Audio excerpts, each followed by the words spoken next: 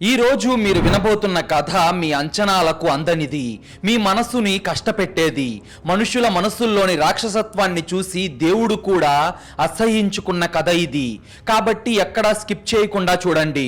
అది కర్ణాటక రాష్ట్రంలోని దేవనగిరి జిల్లా. ఆ జిల్లాలోని హోన్నాలి తాలూకాలో నేలహొన్నే అనే ఒక చిన్న వ్యవసాయ గ్రామం ఉంది. చుట్టూ పచ్చని పొలాలు. ఎంతో ప్రశాంతంగా ఉండే ఆ ఊరిలో లక్ష్మణ్, గంగమ్మ అనే భార్యాభర్తలు నివసించేవారు. వాళ్ళది ఒక సాధారణ దిగువ మధ్యతరగతి కుటుంబం. రోజు కూలీకి వెళ్తే కాని పూట గడవని పరిస్థితి వాళ్ళది. వాళ్లకు 2 పిల్లలు. పెద్ద కూతురు పేరు ఉషా, చిన్న కొడుకు పేరు సంజయ్. ఆ ఇంటి పెద్ద అయిన లక్ష్మణ్ ఎంతో కష్టపడే మనస్తత్వం ఉన్నవాడు.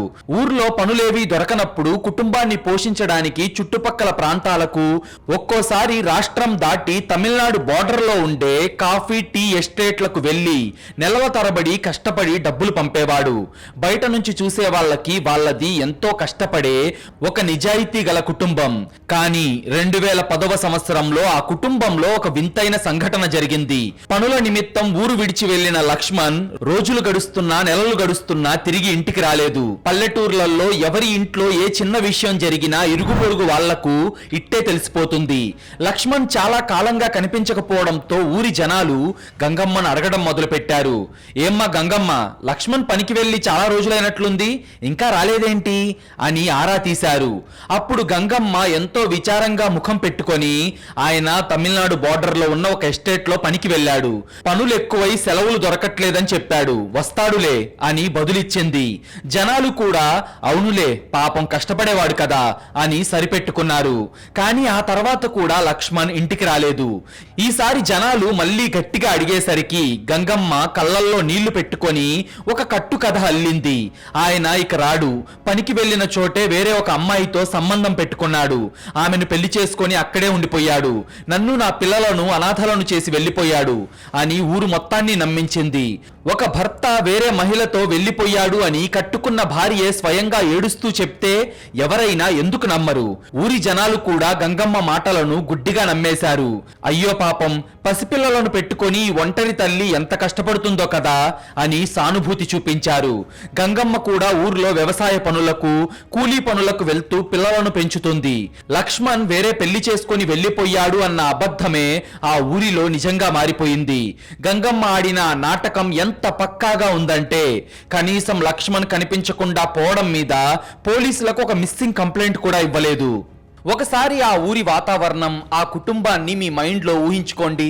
కష్టపడి పనిచేసే భర్త, ఇంట్లో 2 పిల్లలు, ఎంతో సైలెంట్గా సాగిపోతున్న ఈ జీవితంలో లక్ష్మణ్ అదృశ్యం అవ్వడం, ఆ తర్వాత గంగమ్మ చెప్పిన అబద్ధాలు, ఇవన్నీ చూస్తుంటే ఏదో ఒక పెద్ద సైకలాజికల్ గేమ్ జరుగుతున్నట్టు మీకు అనిపించట్లేదా?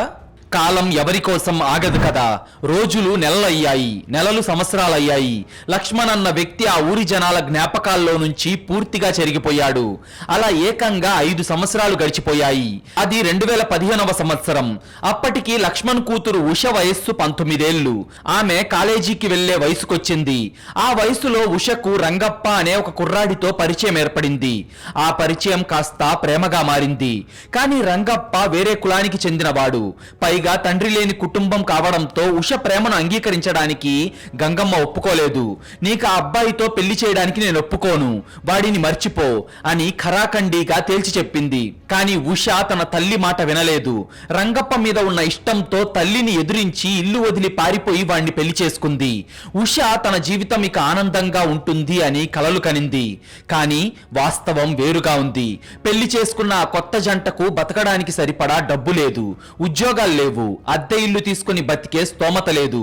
ఇక వేరే దారి లేక ఉష తన భర్తను తీసుకొని తిరిగి నేలహొన్నే గ్రామంలోని తన తల్లి గంగమ్మ దగ్గరికే వచ్చింది. అమ్మా, మాకు బతకడానికి వేరే దారి లేదు, మేమిక్కడే ఉంటాం అని ఉష బతిమిలాడింది. కానీ గంగమ్మ వాళ్లను ఇంట్లోకి రానివ్వడానికి ఒప్పుకోలేదు. దాంతో తల్లి కూతుర్ల మధ్య భయంకరమైన గొడవ మొదలైంది. ఎలాగోలాగా ఉష తన భర్తతో ఆ ఇంట్లోనే ఉండటం మొదలుపెట్టింది. ఒకే ఇంట్లో ఉంటూనే ఇద్దరు రోజు గొడవలు పడేవాళ్ళు. ఉషా భర్తను పట్టుకొని గంగమ్మ ఇష్టం వచ్చినట్టు తిట్టేది. నా పరువు తీసి పెళ్లి చేసుకున్నావు, ఇప్పుడు నా నెత్తిన కూర్చుంటావా, నా ఇంట్లో నుంచి వెళ్ళిపో అని గట్టిగా అరిచేది. ఉషా కూడా తన తల్లికి గట్టిగానే సమాధానం చెప్పేది. ఈ తల్లి కూతుర్ల మధ్య జరుగుతున్న గొడవ ఒక అగ్నిపర్వతం బద్దలవ్వడానికి ముందు వచ్చే చిన్న చిన్న వైబ్రేషన్ లాంటిది. ఉష కంట్లో కన్నీళ్లు, గంగమ్మ కళ్ళల్లో అహంకారం. అయితే ఇక్కడే ఉష తన తల్లికిచ్చిన ఆ వార్నింగ్ ఈ కథ మొత్తాన్ని ఎలా మలుపు తిప్పబోతుందో ఇప్పుడు చూద్దాం. తల్లి సూటిపోటి మాటలు భరించలేకపోయిన ఉష ఒక రోజు విపరీతమైన కోపంతో గంగమ్మను ఎదిరించింది. నన్నే ఇంట్లో నుంచి వెళ్ళిపోమ్మంటావా? నేను వెళ్ళడం కాదు, నన్ను గాని నువ్వు బలవంతంగా బయటకు పంపాలని చూస్తే నీ బండారం మొత్తం ఊరందరి ముందు బయట పెడతాను. పోలీసుల దగ్గరకు వెళ్లి నీ అసలు రంగేంటో చెప్తాను అని గట్టిగా వార్నింగ్ ఇచ్చింది. ఆ మాట వినగానే గంగమ్మ ఒక్క క్షణం ఉలిక్కి పడింది. కానీ పైకి ధైర్యం తెచ్చుకొని ఏం చేసుకుంటావో చేసుకో, నువ్వు చెప్తే పోలీసులు నమ్మేస్తారా? వెళ్ళి చెప్పుకోపో, నీ ఇష్టం, ఏం చేసుకుంటావు అది చేసుకో అని ఎదురు తిరిగింది. ఇద్దరి మధ్య మాటల యుద్ధం తారాస్థాయికి చేరింది. కోపంతో ఊగిపోతున్న ఉష ఇంట్లో నుంచి బయటకు వేగంగా నడుచుకుంటూ వెళ్లి నేరుగా హొన్నాలి పోలీస్ స్టేషన్ మెట్లెక్కింది. స్టేషన్ లో పోలీసులు తమ పనుల్లో బిజీగా ఉన్నారు. ఉష నేరుగా ఎస్ఐ దగ్గరకు వెళ్లి నిలబడి, సార్, నా పేరు ఉష, నాకు మా అమ్మ గంగమ్మకి గొడవ జరుగుతుంది, ఆవిడ నన్ను ఇంట్లో నుంచి గెంటేస్తుంది అని చెప్పింది. అప్పుడు ఎస్ఐ ఆమె వైపు చూసి, అమ్మా, కుటుంబ గొడవలు మేము తీర్చలేం, మీరే కూర్చొని మాట్లాడుకోండి, లేదంటే గృహహింస కింద కంప్లైంట్ ఇవ్వు అని నిర్లక్ష్యంగా సమాధానమిచ్చాడు. కానీ ఉష అక్కడి నుంచి కదల్లేదు. కళ్ళల్లో నీళ్లు పెట్టుకుంటూ వణుకుతున్న గొంతుతో ఒక మాట చెప్పింది. సార్, ఇది కేవలం మా అమ్మ కూతుర్ల గొడవ కాదు సార్. 5 ఏళ్ల క్రితం మా నాన్న లక్ష్మణ్ వేరే అమ్మాయితో పారిపోయాడు అని మా అమ్మ ఊరు మొత్తానికి అబద్ధం చెప్పింది సార్. మా నాన్న ఎక్కడికి వెళ్ళలేదు, ఆయన ఈ 5 ఏళ్లుగా మా ఇంట్లోనే ఉన్నాడు సార్ అని చెప్పగానే ఆ మాట విన్న ఎస్ఐ తల పైకెత్తి ఆశ్చర్యంగా చూశాడు. ఏంటి, మీ నాన్న 5 ఏళ్లుగా ఇంట్లోనే ఉన్నాడా? మరి ఇన్నేళ్లుగా వాడు ఒక్కసారి కూడా బయటకెందుకు రాలేదు? నువ్వు మీ అమ్మ మీద కోపంతో మా టైం వేస్ట్ చేయడానికి ఏవేవో కట్టుకథలు చెప్తున్నావా? మర్యాదగా ఇక్కడి నుండి వెళ్ళిపో అని ఆమెను పంపించేశాడు. పోలీసులు ఉష మాటలను పట్టించుకోలేదు. ఆమెది పగతో రగిలిపోతున్న ఒక కూతురి ఆవేశం అనుకున్నారు. కానీ 2 రోజుల తర్వాత ఉష మళ్ళీ అదే పోలీస్ స్టేషన్ కు వచ్చింది. ఈసారి ఆమె ముఖంలో భయం లేదు, ఒక భయంకరమైన కాన్ఫిడెన్స్ ఉంది. సార్, మీరు నా మాటలు నమ్మడం లేదు. 5 ఏళ్ల క్రితం కనిపించకుండా పోయిన మా నాన్న మా ఇంట్లోనే ఉన్నాడు సార్. కానీ ఆయన ప్రాణాలతో లేడు. మా ఇంట్లో మేము రోజు దేవుడికి దండం పెట్టుకునే పూజా గది నేల కింద 5 ఏళ్లుగా ఆయన శవం పాతిపెట్టబడి ఉంది సార్ అని ఒక పెద్ద బాంబు పేల్చింది. ఉష నోటి నుంచి వచ్చిన ఆ మాట వినగానే పోలీస్ స్టేషన్ లో ఉన్న ఆఫీసర్లందరికీ మైండ్ బ్లాక్ అయిపోయింది. ఒక మనిషిని సొంత ఇంట్లోనే, అది కూడా అత్యంత పవిత్రమైన పూజా గదిలో పూడ్చిపెట్టడం ఏంటి? 5 ఏళ్లుగా ఆ శవం మీదే వాళ్ళు ఎలా ఉంటున్నారు? అసలు పూజా గదిలో లక్ష్మణ్ ను పూడ్చింది ఎవరు? ఇది ఎలా సాధ్యం? ఉష చెప్పింది నిజమా, లేక తల్లి మీద పగతో అల్లిన భయంకరమైన అబద్ధమా? ఒకవేళ ఆ పూజా గది కింద శవం ఉంటే ఆ తండ్రిని చంపింది ఎవరు? 5 ఏళ్లుగా ఈ నిజాన్ని ఉష ఎందుకు తన కడుపులోనే దాచుకుంది?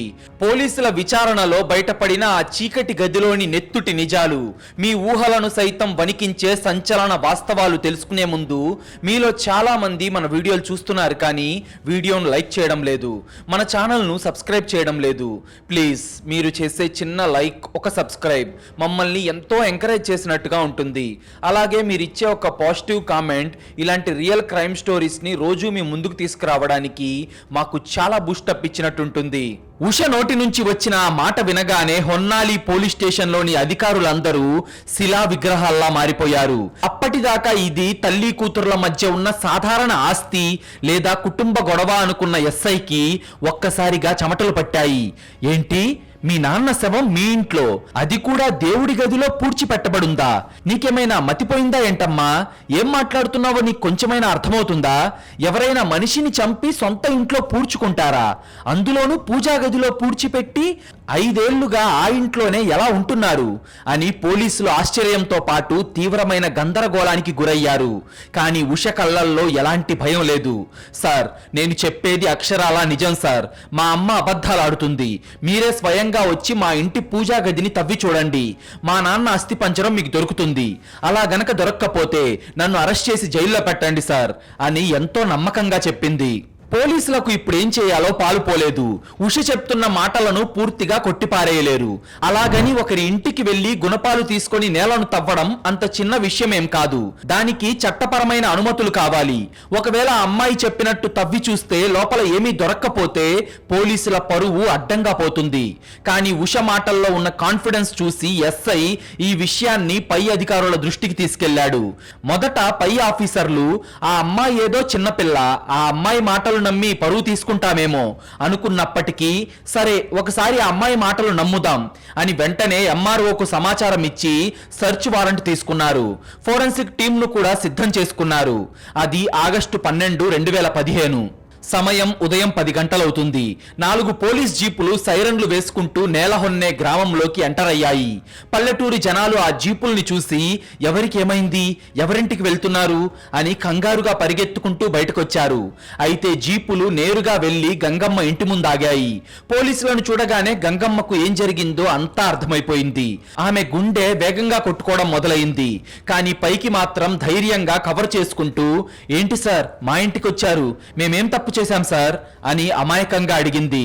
కానీ పోలీసులు ఏమీ మాట్లాడకుండా ఉష వైపు చూశారు. ఉష నేరుగా ఇంట్లోకి నడుచుకుంటూ వెళ్ళింది. ఆమె వెనకాలే పోలీసులు, ఫోరెన్సిక్ ఆఫీసర్లు, తహసీల్దార్ లోపలికి వెళ్లారు. ఊరి జనాలు ఆ ఇంటి చుట్టూ చేరి ఎక్కడి నుంచి అవకాశం ఉంటే అక్కడి నుంచి లోపలికి తొంగి ఆసక్తిగా చూస్తున్నారు.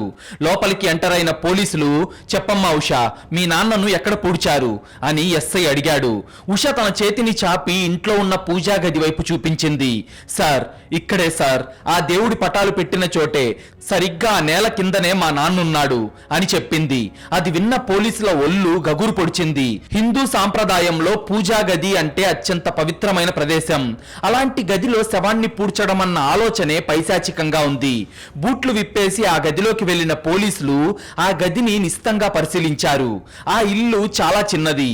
ఆ పూజా గదికి ఎలాంటి కిటికీలు లేవు, సరైన వెంటిలేషన్ కూడా లేదు. ఉష చూపించిన ప్రదేశంలో నేల మీద కొత్తగా టైల్స్ వేసున్నాయి. ఆ టైల్స్ రంగు మిగతా ఇంటి ఫ్లోరింగ్ రంగు కొంచెం డిఫరెంట్ గా ఉంది. ఎంఆర్ఓ సమక్షంలో పోలీసులు ఆ పూజా గదిలోని దేవుడి పటాలను పక్కకు తీశారు. కూలీలను పిలిపించి గుణపాలతో ఆ టైల్స్ ను పగలగొట్టడం మొదలుపెట్టారు. టక్ టక్ టక్ అని గుణపం నేలను తాకుతున్న ప్రతి శబ్దం గంగమ్మ గుండెల్లో బాంబులా పేలుతుంది. అది చూస్తున్న ఊరి జనం గుండెల్లో టెన్షన్ పెంచుతుంది. అప్పటికే ఉష వెక్కి వెక్కి ఏడవడం మొదలు పెట్టింది. టైల్స్ పగిలిపోయాయి. ఆ టైల్స్ కింద ఉన్న సిమెంట్ పొరను తొలగించారు. దాదాపు 2.5-3 అడుగుల లోతు మట్టిని తవ్వేశారు. అయితే అకస్మాత్తుగా గుణపానికి ఏదో గట్టి వస్తువు తగిలిన శబ్దం వచ్చింది. దాంతో కూలీలు తవ్వడం ఆపి చేతులతో మట్టిని పక్కకు జరపడం మొదలు పెట్టారు. కాసేపటికి మట్టి లోపల కనిపించిన ఒక మనిషి పుర్రె చూసి అక్కడున్న పోలీసులందరూ షాక్ తో 2 అడుగులు వెనక్కి వేశారు. కర్ణాటక పోలీస్ చరిత్రలోనే ఒక పూజా గదిలో అస్థిపంజరం దొరకడం అదే తొలిసారి. ఫోరెన్సిక్ ఎక్స్పర్ట్స్ వెంటనే రంగంలోకి దిగి బ్రష్లతో జాగ్రత్తగా మట్టిని తొలగించి మొత్తం అస్థిపంజరాన్ని బయటకు తీశారు. అప్పటికే ఆ మనిషి చనిపోయి 5 ఏళ్లు కావడంతో మాంసం మొత్తం మట్టిలో కలిసిపోయింది. కేవలం ఎముకలు మరియు చనిపోయిన వ్యక్తి వేసుకున్న షర్టు, ప్యాంటు ఆనవాళ్లు మాత్రమే అక్కడ మిగిలాయి. ఈ దృశ్యం చూసిన ఊరి జనాలు భయంతో వణికిపోయారు. లక్ష్మణ్ వేరే అమ్మాయితో పారిపోలేదు, వాడిని చంపి ఈ పూజా గదిలోనే పాతిపెట్టారా, ఎంతటి ఘోరమిది అని జనాలు షాక్ అయ్యారు. శవం దొరికింది. ఉష చెప్పింది 100% నిజమైంది. వెంటనే పోలీసులు గంగమ్మను అరెస్ట్ చేశారు. కానీ చట్టానికి కేవలం అస్థిపంజరం చూపిస్తే సరిపోదు. ఆ దొరికిన అస్థిపంజరం లక్ష్మణ్దే అని సైంటిఫిక్ గా నిరూపించాలి. 5 ఏళ్లు మట్టిలో ఉండటం వల్ల ఆ శవానికి ముఖం లేదు, వేలిముద్రలు లేవు, బట్టలు కూడా కుళ్ళిపోయాయి. మరి ఆ శవం ఉషా వాళ్ళ నాన్న లక్ష్మణ్దే అని ఎలా నిర్ధారించాలి? అయితే ఇక్కడే ఫోరెన్సిక్ టీం ఒక అద్భుతమైన సైంటిఫిక్ పద్ధతిని వాడింది. దాన్ని రివర్స్ ప్యాటర్నిటీ టెస్ట్ అంటారు. సాధారణంగా ఒక బిడ్డకు తండ్రి ఎవరో తెలుసుకోవడానికి తండ్రి డిఎన్ఏని బిడ్డ డిఎన్ఏతో మ్యాచ్ చేస్తారు. కానీ ఇక్కడ తండ్రి గుర్తింపును కూతురి ద్వారా నిర్ధారించాలి. ఫోరెన్సిక్ ఎక్స్పర్ట్స్ ఆ అస్థిపంజరంలోని ఎముకల లోపల ఉండే బోన్ మ్యారో నుంచి అతి కష్టం మీద డిఎన్ఏ శాంపుల్ను కలెక్ట్ చేశారు. ఆ తర్వాత ఉషా బ్లడ్ శాంపుల్ తీసుకొని ఆ డిఎన్ఏతో మ్యాచ్ చేసి చూశారు. కొన్ని గంటలకు రిపోర్ట్ వచ్చింది. ఖచ్చితంగా 100% ఆ ఇద్దరి డిఎన్ఏ మ్యాచ్ అయ్యింది. పూజా గదిలో దొరికిన అస్థిపంజరం లక్ష్మణ్దే అని ఎటువంటి సందేహం లేకుండా నిరూపితమైంది. అప్పటికే గంగమ్మను కస్టడీలోకి తీసుకున్న పోలీసులు ఆమెను విచారించడం మొదలుపెట్టారు. చెప్పు గంగమ్మ, నీ భర్తను ఎందుకు చంపావు, ఎలా పూడ్చిపెట్టావు అని గట్టిగా అడిగారు. కానీ గంగమ్మ ఏమాత్రం భయం లేకుండా, సార్ ఆ శవం ఎవరిదో నాకు తెలియదు, మా ఇల్లు చాలా పాతది సార్, ఎవరో చంపి పాతి పెట్టుంటారు, నా భర్త వేరే అమ్మాయితో పారిపోయాడు సార్ అని పోలీసులనే కన్ఫ్యూజ్ చేయడానికి చూసింది. ఆ రాక్షసి ఎంత గట్టిగా తయారైందంటే పోలీసుల 3rd డిగ్రీకి కూడా నిజం ఒప్పుకోలేదు. ఉష ఆ రోజు ఏం చూసిందో, తన తండ్రిని చంపేటప్పుడు తన తల్లి ఎలాంటి క్రూరత్వానికి పాల్పడిందో తెలిస్తే అలాంటి తల్లి అలాంటి భార్య ఏ ఇంట్లో ఉండకూడదురా బాబు అని మీకు కూడా అనిపిస్తుంది. దీంతో పోలీసులు అసలు నిజం తెలుసుకోవడానికి మళ్ళీ ఉషని స్టేషన్ కు పిలిపించి, ఉష, 5 ఏళ్ల క్రితం మీ నాన్నను ఎవరు చంపారమ్మా, పూజా గదిలో ఎందుకు పాతిపెట్టారు, ఇన్నేళ్లు నువ్వు ఈ నిజాన్ని ఎందుకు దాచావు అని చాలా నెమ్మదిగా చాలా సున్నితంగా అడిగారు. అప్పుడు ఉష కన్నీళ్లు పెట్టుకుంటూ 5 ఏళ్ల క్రితం అనగా 2010లో జరిగిన ఆ చీకటి రాత్రికి సంబంధించిన కిరాతకాన్ని చెప్పడం మొదలుపెట్టింది. ఆమె చెప్పిన ఫ్లాష్ బ్యాక్ వింటుంటే ఒక తల్లి తన స్వార్థం కోసం ఎంతటి కిరాతకానికైనా సిద్ధపడుతుంది అని పోలీసులకు అర్థమైంది. సార్, అప్పుడు నా వయసు 14 లేదా 15 ఏళ్లుంటాయి సార్. నేను 9వ తరగతి చదువుతున్నాను. మా నాన్న కుటుంబం కోసం అహర్నిశలు కష్టపడేవాడు సార్. కానీ మా అమ్మకు మా ఊరికే చెందిన జగదీష్ అనే వ్యక్తితో ఎప్పటి నుంచో అక్రమ సంబంధం ఉండేది. మా నాన్న పని మీద ఊరు విడిచి వెళ్ళినప్పుడల్లా ఆ జగదీష్ గాడు మా ఇంటికి వచ్చేవాడు సార్. ఈ విషయం ఊరంతా తెలిసిపోయి మా నాన్న చెవిలో కూడా పడింది. దీని గురించి మా ఇంట్లో రోజు భయంకరమైన గొడవలు జరిగేవి. మా నాన్న మా అమ్మను చాలాసార్లు తిట్టాడు, కొట్టాడు కూడా. కానీ మా అమ్మ మారలేదు సార్. ఆ జగదీష్ గాడి మోజులో పడి కుటుంబాన్ని నాశనం చేసుకుంది. జూలై 2010లో ఒక రోజు మా నాన్న ఊర్లో లేడు అనుకొని జగదీష్ మా ఇంటికి వచ్చాడు సార్. ఇద్దరు హాల్లో కూర్చొని మాట్లాడుకుంటున్నారు. అప్పుడే అనుకోకుండా మా నాన్న ఇంటికి వచ్చేశాడు. తన ఇంట్లోనే తన భార్యతో ఆ జగదీష్ గాడిని చూడగానే మా నాన్నకు పిచ్చ కోపం వచ్చింది. ఆవేశంతో ఊగిపోతూ వెళ్లి మా అమ్మను చెంప మీద గట్టిగా కొట్టాడు. అప్పుడు మా అమ్మను కాపాడటానికి ఆ జగదీష్ గాడు మధ్యలోకి వచ్చి మా నాన్నని బలంగా వెనక్కి నెట్టేశాడు. మా నాన్న కింద పడిపోగానే ఆ జగదీష్ గాడు మా నాన్న మీద కూర్చొని విపరీతంగా కొట్టడం మొదలుపెట్టాడు. మా నాన్న ప్రాణం కాపాడుకోవడానికి పోరాడుతుంటే మా అమ్మ ఆ రాక్షసి జగదీష్ గాడికే సపోర్ట్ చేసింది సార్. ఇద్దరు కలిసి మా నాన్నను నేల మీద పడేసి ఇష్టం వచ్చినట్టు కొట్టారు సార్. మా నాన్న కొంచెం కొంచెంగా స్పృహ కోల్పోతూ ఉండగా వాళ్ళు ఎలాగైనా మా నాన్నను చంపి వాళ్ళ దారికి వాళ్ళ అక్రమ సంబంధానికి అడ్డు తొలగించుకోవాలని ఫిక్స్ అయ్యారు. ఆ జగదీష్ గాడు పక్కనే ఉన్న ఒక దిండు తీసుకొని మా నాన్న ముఖం మీద గట్టిగా అదిమి పెట్టాడు సార్. మా అమ్మ కూడా వాడికి సహాయం చేస్తూ మా నాన్న కాళ్ళు కదలకుండా గట్టిగా పట్టుకుంది. ఊపిరాడక మా నాన్న గిలగిల్లాడుతుంటే నేను భయంతో వణికిపోతూ ఒక మూలన నిలబడి అదంతా చూస్తున్నాను సార్. అలా కాసేపటికే మా నాన్న ప్రాణాలు గాల్లో కలిసిపోయాయి సార్ అని ఉషా చెప్పడం ఆపేసి వెక్కి వెక్కి ఏడ్చింది. ప్రతి ఆడపిల్లకి మొదటి మగదిక్కు మొదటి ధైర్యం కన్న తండ్రే. అలాంటి కన్న తండ్రిని తన కన్న తల్లి ఆమె ప్రియుడు చంపేస్తుంటే కల్లారా చూసిన ఆ పసిపిల్ల ఎంతటి మానసిక క్షోభకు గురై ఉంటుందో వింటున్న పోలీసులకే కన్నీళ్లాగలేదు. ఉషాకి కొంచెం నీళ్ళిచ్చి ఆమెను పోలీసులు కూల్ చేశారు. అప్పుడు ఉషా మళ్ళీ మాట్లాడుతూ, సార్, మా నాన్న చనిపోయాక వాళ్లకు భయం పట్టుకుంది. ఆ శవాన్ని బయటకు తీసుకెళ్లి పడేయాలంటే ఖచ్చితంగా ఊరి జనాలకు దొరికిపోతామని వాళ్ళిద్దరికీ అర్థమైంది. అప్పుడు ఆ జగదీష్ గాడు ఒక ప్లాన్ వేశాడు సార్. వీడి శవాన్ని బయటకు తీసుకెళ్లే కంటే ఈ ఇంట్లోనే పూడ్చి పెడితే ఎవరికి అనుమానం రాదు అన్నాడు. హాల్లో పూడ్చితే జనాలు వచ్చినప్పుడు వాసన వస్తుందని, కిటికీలు లేని ఎవరూ పెద్దగా వెళ్ళని పూజా గదిని మా అమ్మే వాడికి చూపించింది సార్. దాంతో వాళ్ళు రాత్రికి రాత్రే ఆ పూజా గదిలో 3 అడుగుల గొయ్యి తవ్వి మా నాన్న శవాన్ని అందులో పడేసి మట్టి కప్పేశారు.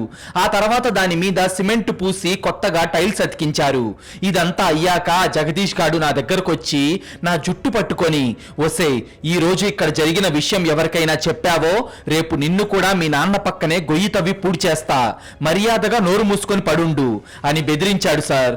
ఆ రాక్షసుల చేతిలో నా ప్రాణాలు కూడా పోతాయి అని భయపడి ఈ 5 ఏళ్లుగా ఆ నిజాన్ని నా కడుపులోనే దాచుకున్నాను సార్ అని ఉష చెప్పిన మాటలు మొత్తం విన్నాక ఈ కేసు ఎంత భయంకరమైనదో పోలీసులకు పూర్తిగా అర్థమైంది. 5 ఏళ్ల పాటు ఆ ఇంట్లో వాళ్ళు దేవుడికి దీపం పెడుతున్న ప్రతిసారి ఉషకి తన తండ్రి శవమే గుర్తొచ్చేది. ఆ అమ్మాయి ఎంత భయంకరమైన నరకాన్ని అనుభవించిందో కదా.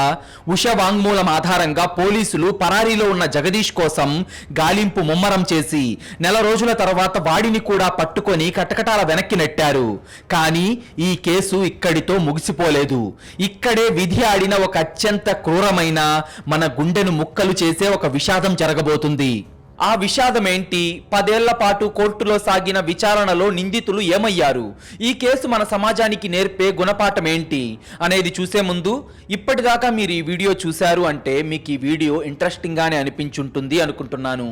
మీకు నిజంగా అలాగే ఇంట్రెస్టింగ్గా అనిపించుంటే ఇప్పుడే ఈ వీడియో కింద మీకు ఒక హైప్ బటన్ కనిపిస్తుంది. అక్కడ క్లిక్ చేసి హైప్ ఇస్తే మీలాంటి మంచి ఆడియన్స్ మరికొంతమందికి ఈ వీడియో రికమెండ్ అవుతుంది. నెల రోజుల పాటు పోలీసుల కళ్ళుగప్పి తిరిగిన జగదీష్ ఎట్టకేలకు దొరికిపోయాడు. గంగమ్మ, జగదీష్ ఇద్దరు కటకటాల వెనక్కి చేరారు. కానీ పోలీసుల పని ఇక్కడితో పూర్తి కాలేదు. ఒక వ్యక్తిని చంపి 5 ఏళ్లు గడిచిపోయింది. ఆ శవం పూర్తిగా మట్టిలో కలిసిపోయి కేవలం అస్థిపంజరంగా మారింది. నేరం జరిగినప్పుడు వాడిన ఆయుధాలు లేవు. ఆ ఇంట్లో రక్తపు మరకలు ఎప్పుడో తుడిచిపెట్టుకుపోయాయి. ఇలాంటి కేసును కోర్టులో నిరూపించడం అంటే పోలీసులకు అదొక పెద్ద సవాల్. కానీ దేవనగరి జిల్లా పోలీసులు ఎంతో పకడ్బందీగా ఈ కేసుకు సంబంధించిన అన్ని ఆధారాలను సేకరించారు. మొదటి ఆధారం మృతదేహం రికవరీ. ఉష ఇచ్చిన ఖచ్చితమైన సమాచారంతో తహసీల్దార్ సమక్షంలో పూజా గదిని తవ్వి అస్థిపంజరాన్ని బయటకు తీశారు. రెండవ ఆధారం డిఎన్ఏ మ్యాచ్. పూజా గదిలో దొరికిన అస్థిపంజరంలోని బోన్ మ్యారో నుంచి తీసిన డిఎన్ఏను ఉషా డిఎన్ఏతో మ్యాచ్ చేసి ఆ శవం లక్ష్మణ్దే అని 100% నిరూపించారు. మూడవ ఆధారం ఉష వాంగ్మూలం. తన కళ్ళ ముందే తండ్రిని ఎలా చంపేశారో, ఎలా పూడ్చిపెట్టారో ఉష ఇచ్చిన స్టేట్మెంట్ ఈ కేసులో కీలకంగా మారింది. నాలుగవ ఆధారం ఉద్దేశం. గంగమ్మ, జగదీష్ల మధ్య ఉన్న అక్రమ సంబంధమే ఈ హత్యకు ప్రధాన కారణమని ఊరి జనాల విచారణలో నిర్ధారించడం. ఈ ఆధారాలన్నింటినీ కలిపి పోలీసులు న్యాయస్థానంలో పక్కాగా ఛార్జిషీట్ సబ్మిట్ చేశారు. దేవనగరి జిల్లా సెషన్స్ కోర్టులో ఈ సంచలన కేసు విచారణ మొదలైంది. ఇప్పుడు కోర్టులో డిఫెన్స్ లాయర్ చెప్పబోయే లాజిక్స్ వింటే నిజంగానే ఉష చెప్పింది అబద్ధమేమో అని మీకు కూడా అనిపిస్తుంది. కానీ ప్రాసిక్యూషన్ చెప్పిన ఒక చిన్న పాయింట్ ఈ సీన్ మొత్తాన్ని మార్చేసింది. ఆ ఆడపిల్ల ఆవేదన ఎలా కోర్టు ముందు గెలిచిందో చూస్తే మీకు ఖచ్చితంగా సంతోషం కలుగుతుంది. కానీ ఆ తరువాత దేవుడు చేసిన తప్పేంటో వింటే మనసున్న ప్రతి ఒక్కళ్ళు కన్నీళ్లు పెట్టుకుంటారు. కోర్టులో విచారణ ప్రారంభం కాగానే గంగమ్మ, జగదీష్ తరపున వాదిస్తున్న డిఫెన్స్ లాయర్లు ఒక బలమైన లాజిక్ ను తెర మీదకు తెచ్చారు. మైలార్డ్, పోలీసులు ఇదంతా ఉష చెప్పిన మాటల మీదే ఆధారపడి కేసు పెట్టారు. ఆ అమ్మాయి తన తండ్రిని చంపడం కల్లారా చూశాను అని చెప్తుంది. ఒకవేళ అది నిజమే అయితే 5 ఏళ్ల పాటు ఆ అమ్మాయి ఎందుకు సైలెంట్ గా ఉంది? 5 ఏళ్లుగా పోలీసులకు ఎందుకు కంప్లైంట్ చేయలేదు? ఇప్పుడు తల్లితో గొడవ పడి ఆస్తి కోసమో లేదా కక్ష సాధింపు కోసమో కన్న తల్లి మీద ఇలాంటి భయంకరమైన అబద్ధం చెప్తుంది. కాబట్టి ఉష సాక్ష్యాన్ని పరిగణలోకి తీసుకోకూడదు అని గట్టిగా వాదించారు. ఈ వాదనతో కోర్టులో ఒక్కసారిగా టెన్షన్ వాతావరణం ఏర్పడింది. కానీ పబ్లిక్ ప్రాసిక్యూటర్ లేచి ఉష తరపున గుండెల్ని పిండేసే ఒక వాదన వినిపించారు. యువర్ ఆనర్, ఒక 15 ఏళ్ల పసిపిల్ల కళ్ళెదుటే కన్న తండ్రిని తల్లి, ఆమె ప్రియుడు అత్యంత కిరాతకంగా హతమార్చారు. ఆ తర్వాత ఆ శవాన్ని పూజా గదిలో పూడ్చిపెట్టి ఎవరికైనా చెప్తే నిన్ను కూడా ఇక్కడే పూడ్చేస్తామని బెదిరించారు. ఆ వయసులో ఆ అమ్మాయికి ఉన్న ఏకైక ఆధారం తల్లి. ఆ తల్లి కూడా రాక్షసిలా మారితే ఆ పసిపిల్ల ఎవరికి చెప్పుకోగలదు? రోజు ఆ పూజ గదిలో పూజలు జరుగుతుంటే ఆ అమ్మాయి పడ్డ మానసిక క్షోభ, ఆమె అనుభవించిన భయం 5 ఏళ్ల పాటు ఆమె నోరు కట్టేశాయి. ఇది కక్ష కాదు, ప్రాణభయం. ఇప్పుడు భర్త అండ దొరకడంతో ధైర్యం చేసి నిజం చెప్పింది అని న్యాయమూర్తికి వివరించారు. అయితే న్యాయస్థానం కూడా ప్రాసిక్యూటర్ వాదనతో ఏకీభవించింది. ఉష స్వయంగా కోర్టు గదిలోకొచ్చి బోనులో నిలబడి ఆ రాత్రి జరిగిన ఘోరాన్ని కన్నీళ్లు పెట్టుకుంటూ ఎలాంటి కంగారు, తడబాటు లేకుండా జడ్జి గారికి పూసగుచ్చినట్టు వివరంగా చెప్పింది. ఉష ఇచ్చిన ఆ సాక్ష్యమే గంగమ్మ, జగదీష్ల మెడకు ఉరితాడుగా మారింది. ఈ కేసు విచారణ ఏళ్ల తరబడి సాగుతుంది. గంగమ్మ, జగదీష్ జైల్లో రిమాండ్ ఖైదీలుగా ఉన్నారు. తండ్రికి న్యాయం జరగాలని, తన కళ్ళ ముందు జరిగిన ఆ ఘోరానికి శిక్ష పడాలని ఉష ఎంతో ధైర్యంగా పోరాడుతుంది. కానీ ఇక్కడే దేవుడు ఒక అత్యంత దారుణమైన, మన గుండెను ముక్కలు చేసే ఒక ఘోరమైన తప్పు చేశాడు. ఇది తప్పు అనాలో విధిరాత అనాలో కూడా అర్థం కావట్లేదు. అది 2020వ సంవత్సరం. ఉష తన భర్తతో కలిసి బతుకుతుంది. అయితే ఒకరోజు వాళ్ళ ఇంట్లో అనుకోకుండా ఒక భయంకరమైన ఫైర్ యాక్సిడెంట్ జరిగింది. మంటలు ఇల్లంతా వ్యాపించాయి. ఆ ప్రమాదంలో ఎన్నో కష్టాలు పడి తండ్రి కోసం నిలబడిన ఉష తీవ్రంగా కాలిపోయి అత్యంత దారుణమైన స్థితిలో ప్రాణాలు కోల్పోయింది. ఈ వార్త తెలియగానే ఆ ఊరి జనాలు కన్నీళ్లు పెట్టుకున్నారు. ఆ పాపకు ఎంత అన్యాయం చేశావురా దేవుడా, తండ్రి కోసం పోరాడిన ఆ బిడ్డకి న్యాయం జరిగే రోజుని చూడకుండానే తీసుకెళ్లిపోయావా అని ఎంతో బాధపడ్డారు. ఉష మరణంతో డిఫెన్స్ లాయర్లు మళ్లీ రెచ్చిపోయారు. ఈ కేసులో ఉన్న ఏకైక ప్రత్యక్ష సాక్షి చనిపోయింది కాబట్టి ఈ కేసు నిలబడదు, నా క్లయింట్స్ ను విడుదల చెయ్యాలి అని కోర్టును కోరారు. కానీ చట్టం అంత గుడ్డిది కాదు కదా. భారతీయ సాక్ష్యాధారాల చట్టం ప్రకారం ఒక సాక్షి బతికున్నప్పుడు కోర్టులో మెజిస్ట్రేట్ ముందు ఇచ్చిన వాంగ్మూలం వాళ్ళు చనిపోయిన తర్వాత కూడా చట్టబద్ధమైన సాక్ష్యంగానే పరిగణించబడుతుంది. ఉష అప్పటికే కోర్టులో తన సాక్ష్యాన్ని పూర్తిగా సబ్మిట్ చేసి ఉండటంతో ఆమె భౌతికంగా లేకపోయినా ఆమె గొంతు ఫైళ్ల రూపంలో ఆ హంతకులను జైలు గదిలోనే ఉండేలా చేస్తుంది. కరోనా లాక్డౌన్, ఆ తర్వాత కోర్టు వాయిదాల వల్ల ఈ కేసు తీర్పు రావడానికి చాలా సమయం పట్టింది.